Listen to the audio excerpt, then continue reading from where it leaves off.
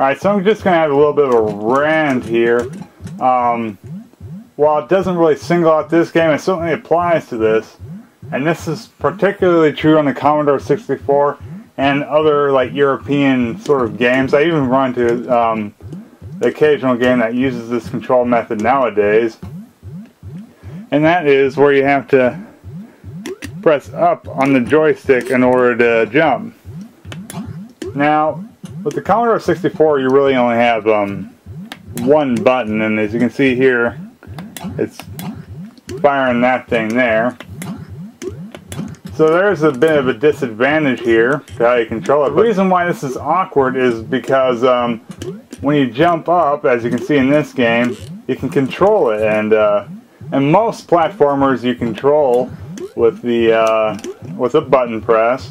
Now, of course, in theory, like if you're thinking about this mathematically, right, up is up, down is down, left, right. However, you have to take a step back and think about it and more how you actually control the entire game sort of aspect. Because if I'm trying to land on a specific spot, I'm already at a disadvantage by pressing up. It's extremely awkward. Now, of course, if I was using a control pad, it would be a little bit better. I think there was a CD32 game that had the sort of same controls with its weird D-pad sort of. I'm not even sure. I'm just gonna say D-pad clone. I'm not sure what exactly they called it. However, that controller also had, I think, at least 4 buttons. So even then, it should not have had that. But a lot of those were just crappy 500 ports.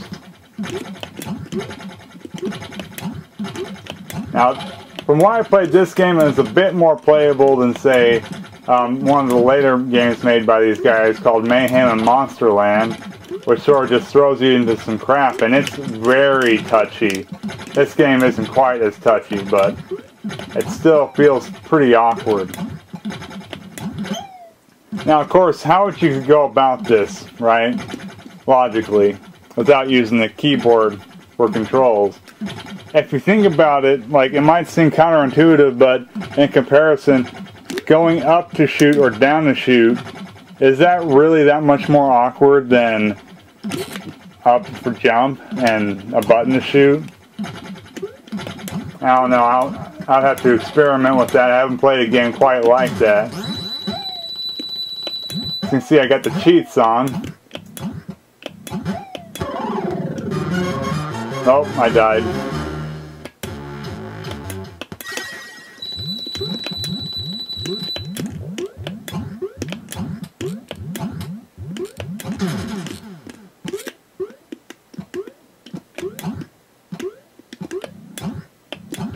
Well, I can appreciate what they're doing here. At the same time, I mean, this really feels like it should be like a NES game.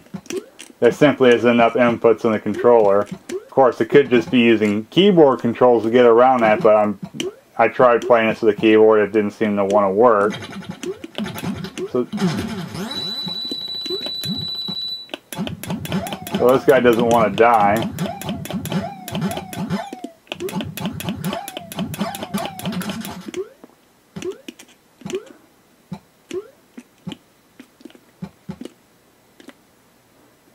Now, I don't know if that's a problem with my controller, but it feels like I should just be able to walk up that. This also is incredibly awkward. So there's a lot of awkward things going on when you have this design decision to have up the little jump. It'd be kind of like in a first-person shooter. You know, you have you can crouch. Imagine if the crouch button just automatically put you into prone. Now, I know some games have prone buttons, but it'd be like taking out the prone button and the crouch button and just putting down a prone.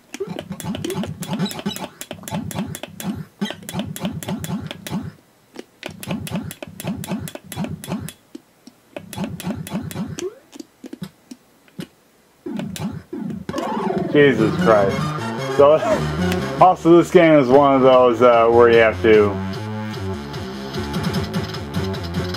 basically memorize the level. Now this is a problem with a lot of Commodore games. It's not exclusive to Creatures. It does affect it, but it does affect other games much worse. Like I said, Mayhem and Monsterland is really annoying to play. And I haven't played the Turrican games, but I imagine they probably, I'm guessing, control similar, since again, you only have one button. So that's my rant for the day. I'm going to try to play this game some more to get a better feel for it, but I mean, it just doesn't feel that good.